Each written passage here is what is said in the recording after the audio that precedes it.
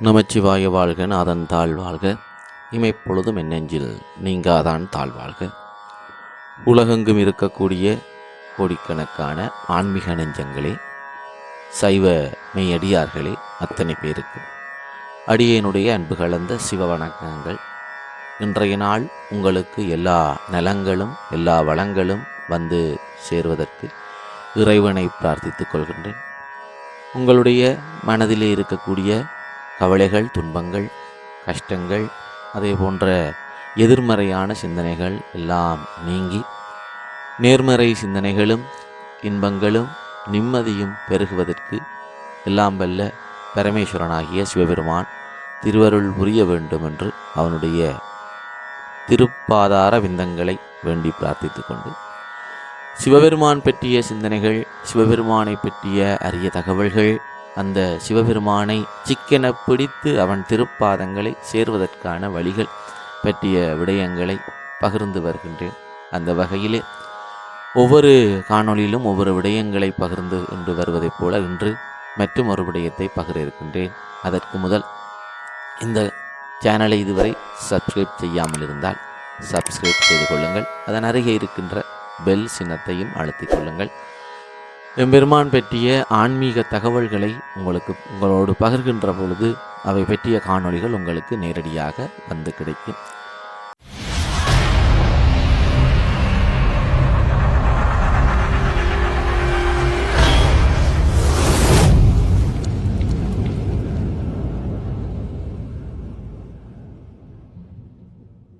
எம்பெருமானுடைய புகழை வாயார சொல்வதற்கோ செவிகளால் கேட்பதற்கோ எங்களுடைய ஆயுள் போதாது. ஆனாலும் இருக்கின்ற ஆயுளிலே இந்த பிறப்பு அவன் கொடுத்தது, இந்த வாழ்க்கை அவன் கொடுத்தது, இந்த வாழ்நாள் அவன் தந்தது. வாழ்நாள் முழுவதும் இந்த சீவன் எங்களுடைய மூச்சு அவனுடைய பேரை சிவசிவா என்று சொல்லிக்கொண்டிருக்க வேண்டும். இந்த வகையிலே எம்பெருமானுடைய பெருமைகளை பேசுவதற்கு கிடைத்த இந்த சந்தர்ப்பம், உங்களோடு பகிர்ந்து கொள்வதற்கு கிடைத்த சந்தர்ப்பம், இதை கேட்பதற்கு உங்களுக்கு கிடைத்த சந்தர்ப்பம் எல்லாம் அவன் அருளால் வெளிப்பட்டது. அவன் அருளாலே அவன் தாழ் வணங்கி என்பதைப் போல அவனுடைய திருவருளை நினைந்து இந்த காணொளியை முழுமையாக கேளுங்கள். நீங்கள் உங்களுடைய வளமையான வேலைகளை செய்து கொண்டே இதை கேட்கலாம்.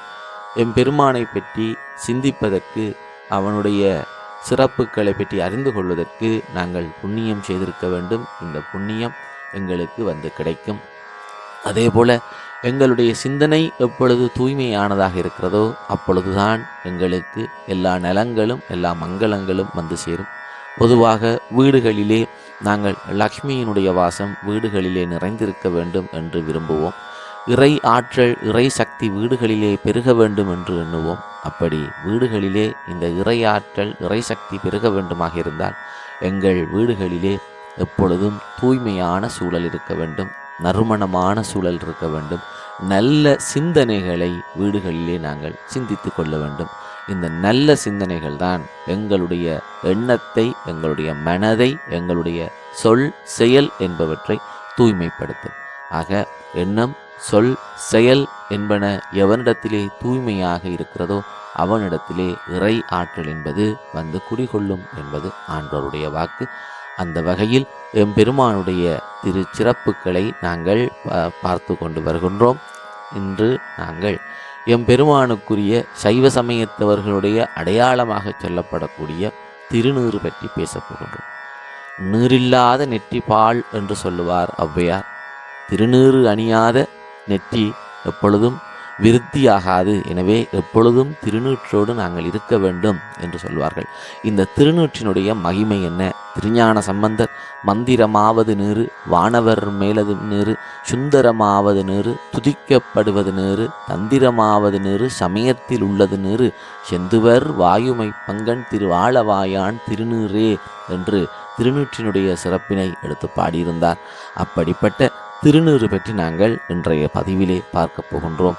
எதனையுமே பொருள் உணர்ந்து நாங்கள் செய்ய வேண்டும். அது பாடுகின்ற தேவாரமாக இருந்தால் என்ன, நாங்கள் செய்கின்ற கிரியைகளாக இருந்தால் என்ன, எங்களுடைய வழிபாடுகளாக இருந்தால் என்ன, எதையுமே பொருள் உணர்ந்து செய்கின்ற பொழுதுதான் அதனுடைய பலன் எங்களுக்கு பூரணமாக கிடைக்கும். சொல்லிய பாட்டின் பொருள் உணர்ந்து சொல்லுவார் என்று மாணிக்க வாசகர் சிவபுராணத்திலே அழகாக எடுத்து சொல்லுவார்.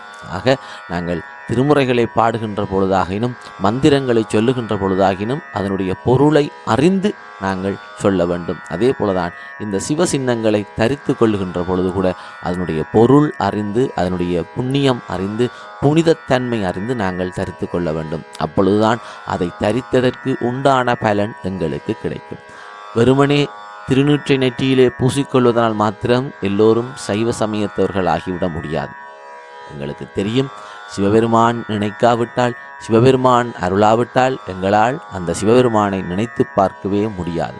இப்பொழுது அதிகமாக அநேகமானவர்களுடைய மனதிலே சிவபெருமான் பற்றிய சிந்தனைகள் தொடர்ந்து வந்து கொண்டிருக்கின்றன. அதற்கு காரணம், எம்பெருமான் எல்லோரையும் அழைக்கின்றான். எல்லோருக்கும் நல்ல சிந்தனைகளை நல்ல எண்ணங்களை விதைப்பதற்கான. ஏனென்றால் இந்த கலிகாலத்திலே கலியுகத்திலே அதர்மம் தலைதூக்க முனைந்து கொண்டிருக்கின்ற வேளையிலே அதர்மத்தில் இருந்து அனைவரையும் தர்மத்தின் வழி செலுத்துவதற்காக எம்பெருமான் திருவுளம் கொண்டதன் பேறு எல்லோரும் தற்காலத்திலே சிவபெருமான் பற்றிய சிந்தனைகளிலே அதிகம் ஈடுபடத் தொடங்குகிறார்கள். எனவேதான் சிவ வழிபாடு, சிவனுடைய வழிபாட்டு முறைகள், சிவனுடைய பெருமைகளை நாங்கள் பேசிக்கொண்டு வருகின்றோம். அந்த வகையில் திருநீறினுடைய சிறப்பினை நாங்கள் பார்க்கின்றோம். பொதுவாக சாஸ்திர முறைப்படி ஆண்களாக இருந்தாலும் பெண்களாக இருந்தாலும் சைவ சமயத்தவர்களை பொறுத்தவரை வெறும் நெற்றியுடன் இருக்கக்கூடாது என்று சொன்னேன் இல்லையா? நீரில்லாத நெற்றிவாள். ஆகையினால் எப்பொழுதுமே விபூதியை அணிந்து கொள்ள வேண்டும், திருநீற்றை தரித்து கொள்ள வேண்டும். திருநீர் என்பது மங்களகரமான ஒரு அடையாளம். அதே போல அது பக்திமயமான ஒரு அடையாளம், புனிதமான ஒரு அடையாளம். சிவபெருமானுடைய திருமேனியிலே இருக்கக்கூடிய அடையாளங்களிலே மிகவும் சிறப்பு வாய்ந்தது இந்த திருநீறு. அழகாக ஞானசம்பந்த பெருமான் அந்த 3 வயதிலேயே பாடுகின்ற பொழுது, தோடுடைய செவியன் விடையோரியோர் தூவன் மதிசூடி, அடுத்த வரியிலே காடுடைய சுடலை பொடி பூசியன் உள்ளம் கவர்கள்வன் என்று மிக அழகாக எடுத்து பாடுவார். அப்படி இந்த சிவபெருமான் காடுடைய சுடலை பொடி, சுடுகாட்டினுடைய சாம்பலை எடுத்து விபூதியாக அணிந்திருக்கிறார் என்று பாடுகிறார். அதேபோல அப்பர் பெருமான் பாடுகின்ற பொழுது, குனித்த புருவமும் கொவ்வை செவ்வாயில் குமுன் சிரிப்பும் பனித்த சடையும் பவளம்போல் மேனியில் பால் வெந்நீரும் என்று பாடுவார். அப்பர் பெருமானும் இந்த பவளம் போன்ற மேனியிலே பால் போல வெந்நீறு பரவி இருக்கிறது என்று பாடுவார். எனவே எம்பெருமானுடைய திருமேனியிலே அழகையும் அற்புதத்தையும் அதிசயத்தையும் ஆற்றலையும் புனிதத்தையும் எடுத்து காட்டுவதாக அமைகின்ற இந்த திருநீற்றை நாங்களும் எங்கள் திருமேனியிலே தரித்து கொள்ள வேண்டும். எங்களுடைய சாதாரண திருமேனி திருநீரை தரிப்பதனாலே திருமேனியாக மாற்றமடைகிறது.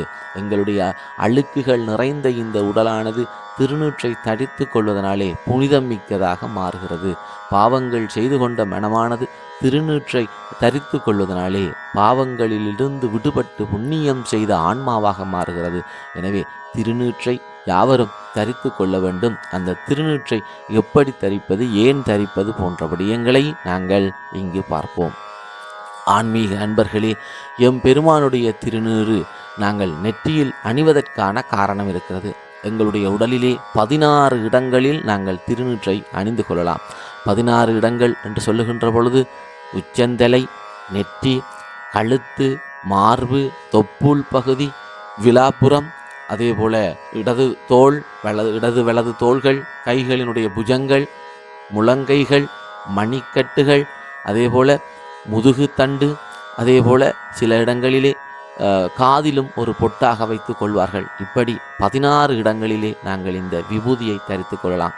அந்த 16 இடங்களும் முறைப்படி தீட்சை பெற்றவர்கள், சந்தியாவந்தனம் செய்பவர்கள் இந்த 16 இடங்களிலும் தரித்து கொள்வார்கள்.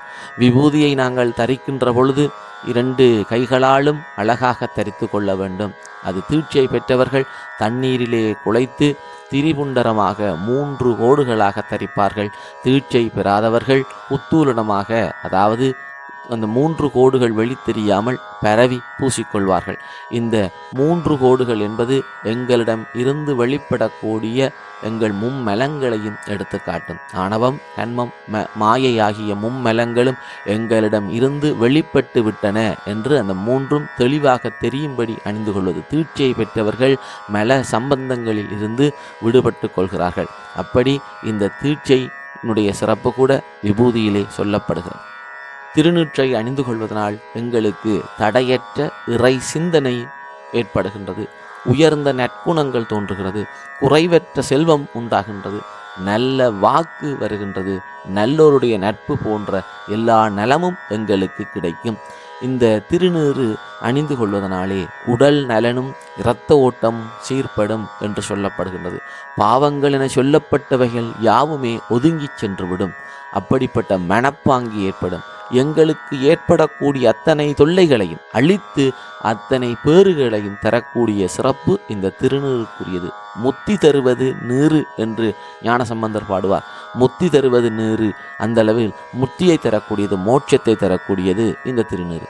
திருநீற்றினுடைய சிறப்பினை திருமூலர் பெருமான் மிக அழகாக எடுத்துச் சொல்லுகிறார். பாருங்கள். கங்காளன் பூசும் கவச திருநீற்றை மங்காமல் பூசி மகிழ்வரே ஆமாகில் தங்கா வினைகளும் சாரும் சிவகதி சிங்காரமான திருவடி சேர்வரே. அதாவது கங்காளன் என்று சொல்லக்கூடியது சிவபெருமானை, அதாவது இந்த மகாபலி சக்கரவர்த்தியினுடைய ஆணவத்தை அடக்குவதற்காக வாமன அவதாரம் எடுத்த மகாவிஷ்ணுவினுடைய கங்காளத்தை உருவி அதை தோளிலே போட்டுக்கொண்டவர் என்பதனாலே சிவபெருமானுக்கு கங்காளன் என்றொரு பெயருண்டு. இந்த கங்காளன் பூசக்கூடிய கவச திருநீறு என்பது கவசம் போன்றது. உயிரை பாதுகாப்பது, உடலை பாதுகாப்பது, எங்களுடைய ஞானத்தை பாதுகாப்பது. இப்படிப்பட்ட இந்த திருநீற்றை அணிந்து கொள்பவர்கள், நாங்கள் அணிந்து கொண்டால் எந்த வினைகளும் நம்மிடத்தில் தங்காது, நாங்கள் சிவகதி அடைவோம் என்று சொல்லி அழகாக இந்த திருநீற்றினுடைய சிறப்பினை சொல்கின்றார். திருநீற்றின் பெருமையை அறிந்து அதனை முறைப்படி அணியாமல் வெறுமனே பூசிக்கொள்பவர்களுக்கும் கூட நன்மைகள் கிடைக்கும் என்று சைவனர்கள் சொல்கிறது. அதாவது சிவபெருமானுடைய வழிபாட்டை பொறுத்த வரைக்கும் அந்த வழிபாட்டை தெரிந்தோ தெரியாமலோ செய்பவர்களுக்கு கூட புண்ணிய பலன்கள் இருக்கிறது. சிவராத்திரி பற்றிய கதையிலே மரத்தின் மேலிருந்து சிவலிங்கத்திற்கு லிங்கோத்பவ காலத்திலே அந்த வில்வ இலைகளை பறித்து கீழே போட்டவன் தான் வில்வ இலைகளைத்தான் பறித்து கீழே போடுகிறேன் என்பது கூட தெரியாமல் அந்த இலைகளை பறித்து போட அந்த திருடனுக்கு கூட மோட்சம் அளித்த மகிமை சைவ சமயத்திலே இருக்கிறது. எனவே வழிபாட்டிலே தெரிந்தோ தெரியாமலோ செய்கின்ற நன்மைகள் கூட உச்ச பலனை தரும். அதே போலவே தெரிந்தோ தெரியாமலோ செய்கின்ற தீமைகள் கூட எங்களுக்கு ஆபத்தான பலனை தந்துவிடும். ஆகையினால் நாங்கள் எப்பொழுதும் அவதானமாக இருக்க வேண்டும். பொருள் உணர்ந்து செய்ய வேண்டும். திருநீற்றை பொறுத்த வரைக்கும் நாங்கள் திருநீறு அணிகின்ற பொழுது வடதிசை அல்லது கிழக்கு திசை நோக்கி நாங்கள் அணிவது கட்டாயமானது. திசைகளிலே உத்தம திக்குகள் என்று சொல்லக்கூடியது வடக்கும் கிழக்கும். எனவே திருநீற்றை நாங்கள் தரிக்கின்ற பொழுது வடதிசை நோக்கியோ அல்லது கிழக்கு திசை நோக்கியோ நாங்கள் தரிக்க வேண்டும். அது அவ்வாறு தரிக்கின்ற பொழுது விபூதியை தரக்கூடிய குருவிடமிருந்து மிகவும் பவ்யமாக, அமைதியாக, பொறுமையாக, பக்திமயமாக பெற்று அதனை வடக்கு அல்லது கிழக்கு திசை நோக்கி மேலே அண்ணாந்து சிவசிவா என்று கூறி நாங்கள் தரித்து கொள்ள வேண்டும். அப்படி தரித்து கொள்கின்ற பொழுது விபூதியானது நிலத்திலே சிந்தக்கூடாது. 3 விரல்களாலும் மிகவும் எடுத்து பரவி பூச வேண்டும். தீட்சை பெற்றவர்கள் உத்தூலனமாக பூசலாம் என்று கூறியிருந்தேன். அப்படி இந்த விபூதியை நாங்கள் அணிகின்ற பொழுது அந்த விபூதியினுடைய ஆற்றலால், திருநீற்றினுடைய ஆற்றலாலே எங்களுடைய நெற்றி முழுவதும் இந்த பிரபஞ்ச சக்தியை ஈர்க்கக்கூடிய ஒரு ஆற்றல் எங்களுக்குள் உண்டாகின்றது. அந்த ஆற்றல் எங்களுடைய உடலுக்குள்ளே நல்ல சக்திகளை, நல்ல ஆற்றல்களை உருவாக்குகின்றது. புருவங்களுக்கு மத்தியில் இருக்கின்ற இடமானது ஆகாய சக்கரம் என்று சொல்லப்படும். மனித உடலிலே நெற்றி என்பது மிகவும் முக்கியமான ஒரு பாகம். இந்த நெற்றியின் வழியாகத்தான் மிக அதிகமான சக்தியானது வெளிப்படுகிறது. அதே நேரம் அதிகமான சக்தி உள்ளிழுக்கப்படுவதும் இந்த நெற்றியினூடாக. இந்த நெற்றியிலே புருவ மத்தியிலே அமைந்திருப்பது ஆக்ஞா சக்கரம் என்பது. இந்த ஆக்ஞா சக்கரம் ஆகாச சக்கரமாக சொல்லப்படும். இது ஒரு வர்மஸ்தானமாகவும் விளங்குகிறது. எனவே சூரிய கதிர்களிலே இருக்கக்கூடிய சக்திகளை, இந்த பிரபஞ்சத்திலே இருக்கக்கூடிய சக்திகளை இழுத்து நெற்றி வழியாக உடலெங்கும் பரப்புவதற்கான வேலையை இந்த திருநீறு செய்யும். நெற்றி பொட்டு என்பது மிகவும் முக்கியமான ஒன்று, நரம்புகளின் மையமாக சொல்லப்படுகிறது. அதனால தான் இந்த நெற்றி பொட்டிலே தாக்குகின்ற பொழுது உடனடியாக உயிர் பிரிகின்ற சந்தர்ப்பமும் ஏற்படும். அதனை தடுப்பதற்கான ஒரு கவசம்தான் இந்த திருநீறு தரித்து கொள்ளுதல். அதே போல மற்றவர்களுடைய பார்வையினால் உண்டாகக்கூடிய வசியம் என்று சொல்லக்கூடிய வசியம், அதே போல நோக்குவர்மம், இதெல்லாம் இந்த நெற்றி பொட்டின் வழியாகத்தான் கணத்தாக்கப்படுகிறது. எனவே அந்த கணத்தாக்கங்களில் இருந்து எங்களை பாதுகாத்து கொள்வதற்கும் இந்த விபூதி, மஞ்சள், குங்குமம், சந்தனம் என்பன எங்களுக்கு துணை செய்கின்றன. இந்த விபூதியை நாங்கள் அணிந்து கொள்வதனால் அந்த விபூதியினுடைய சக்தியானது சூரிய ஆற்றலையும் பிரபஞ்ச சக்தியையும் உள்ளே இழுத்து அதை உடலுக்குள் அனுப்புகிறது, தேவையில்லாதவற்றை தடுத்து விடுகிறது. அப்படி இந்த விபூதியினுடைய சிறப்பு மேன்மையானது. நீரில்லாத நெற்றிப்பால் விபூதியை நீறு என்று சொல்லுகின்ற வழக்கம் இருக்கிறது. நீறு என்று சொன்னால் நெருப்பிலே எரியாமல் தணலால் தணிவதை நீறு என்று சொல்லுவோம். அதாவது நெருப்பினால் எரிக்கப்படாமல் தணலால் உண்டாக்கப்படுவது. அங்கு நெருப்பும் இருக்காது, புகையும் இருக்காமல் இந்த நீறு எடுக்கப்படும். விபூதியை எந்த நேரமும் தரித்து கொள்ளலாம். விபூதிக்கு காலை மாலை என்ற நேரம் கிடையாது. அதற்கு சுத்தம் தீட்டு என்ற விளக்கம் கிடையாது. அதற்கு குற்றம் குறை கிடையாது. யாரும் அணிந்து கொள்ளலாம், எந்த நேரத்திலும் அணிந்து கொள்ளலாம். எப்பொழுதும் திருநூற்றோடு இருக்க வேண்டும். காலையிலே நித்திரை விட்டு எழுந்தவுடன் நீங்கள் காலை கடன்களை முடிக்காவிட்டாலும் பரவாயில்லை, அந்த இடத்திலே கூட திருநூற்றை அணிந்து கொள்ளலாம். அதே போல இரவிலே படுக்கைக்கு செல்கின்ற பொழுது கூட நாங்கள் திருநூற்றை அணிந்து கொள்ளலாம். அதே போல ஆலயம் செல்வதற்கு முன், ஆலயத்திற்கு சென்று வந்த பிறகு, அதே போல பூஜைகளிலே கலந்து கொள்ளும் முதல், பூஜைகள் முடிந்த பிறகு என எந்த நேரத்திலுமே திருநூற்றை அணிந்து கொள்ள முடியும். திருநீறானது பொதுவாக 4 வகையாக அறியப்படுகிறது. அதாவது கல்பம், அணுகல்பம், உபகல்பம், அகல்பம் என 4 வகைப்படுத்துவார்கள். கல்பம் என்று சொல்லப்படுவது கன்றுடன் கூடிய நோயற்ற பசுவினுடைய சாணத்தை, அந்த சாணம் பூமியிலே விழாதவாறு தாமரை இலையிலே பிடித்து அதனை உருண்டையாக்கி பஞ்ச பிரம்ம மந்திரங்களால் சிவாக்கினியில் எரித்து எடுக்கப்படுவது கல்பம் எனப்படுகின்ற திருநீறாகும். அடுத்தது அணுகல்பம் என சொல்லப்படுவது ஆரணியகங்களில், அதாவது காடுகளிலே கிடைக்கக்கூடிய பசுஞ்சாணங்களை கொண்டு முறைப்படி தயாரிக்கப்படுவது அணுகல்ப திருநீறு என்று சொல்லப்படும். உபகல்பம் என்று சொல்லப்படுவது மாட்டுத் தொழுவம் அல்லது மாடுகள் மேய்கின்ற இடங்களிலே இருந்து எடுக்கப்பட்ட சாணத்தை காட்டு தீயிலே எரித்து பின்பு சிவாக்கினியில் எரித்து எடுக்கப்படுவது உபகல்பம் என்று சொல்லப்படுகிறது. 4வது வகை அகல்பம் என்று சொல்லப்படுவது பொதுவாக அனைவராலும் சேகரித்து கொடுக்கப்படுகின்ற சாணத்தை சுள்ளிகளால் எரித்து எடுப்பது அகல்ப திருநீறு எனப்படும். இவ்வாறு திருநீறு 4 வகைப்படுகிறது. இவை பசுஞ்சாணத்திலிருந்து பெறப்படுகின்ற திருநீறு. இதைவிட திருநீற்று மண் என்று சொல்வார்கள். இயற்கையாகவே மலைகள் போன்றவற்றிலே இருக்கக்கூடிய மண்ணை வெட்டி எடுப்பது, அதுவும் ஒரு வகை திருநீறாக பயன்படுத்தப்படுகிறது. இந்த திருநீறானது ரக்ஷை, ஷாரம், பஷ்மம், பசிதம், விபூதி என பல்வேறு பெயர்களால் பல்வேறு சிறப்பு கருதி அழைக்கப்படுகின்றது. விபூதியை பொறுத்தவரை இது புனிதம் தருகின்ற நீறு என்பதனாலே உயிர் உடம்பில் இருந்தால் என்ன, உயிர் உடம்பை விட்டு சென்றால் என்ன, எப்பொழுதும் தரிக்கப்பட வேண்டியது என்பதனால்தான் இறந்த பிறகு கூட நாங்கள் இந்த உடலுக்கு திருநீறு தரித்து நாங்கள் அதனை சிவனுடைய பிரசாதமாக, சிவ அம்சமாக நாங்கள் அனுப்பி வைக்கின்ற வழமை இருக்கிறது. இந்த திருநூற்று யாராக இருந்தாலும் மரணத்திற்கு பின்னர் இறுதியில் தீயிலே வெந்து அனைவரும் ஒரு பிடி சாம்பலாக மாறுவது உண்மை.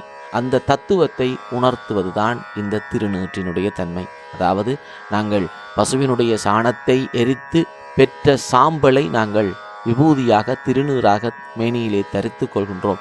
இந்த சாம்பலை அணிவதன் தத்துவம் யாராக இருந்தாலும் மரணத்தின் பின் இந்த உடல் நிலையில்லாத இந்த உடலானது சிவ அக்கினியிலே சமர்ப்பிக்கப்பட்டு இறுதியில் வெந்து நீராக மாறும். இந்த உடல் நிலையில்லாதது என்ற தத்துவத்தை உணர்த்துவதற்காகத்தான் திருநீறு தரித்து கொள்கின்றோம். இதனாலே தான் எம்பெருமான் சுடுகாட்டினுடைய சாம்பலை அள்ளி பூசிக்கொள்கிறார். நாங்கள் முன்னமே பார்த்ததைப் போல ஞானசம்பந்த பெருமான் பாடுகின்ற பொழுது காடுடைய சுடலை பொடி பூசியேன் உள்ளம் கவர்கள்வன் என கூறியது இதன் பொருட்டே ஆகும். திருநீற்றினுடைய சிறப்பினை திருஞான சம்பந்தர் மிக அழகாக எடுத்து பாடியிருக்கிறார்.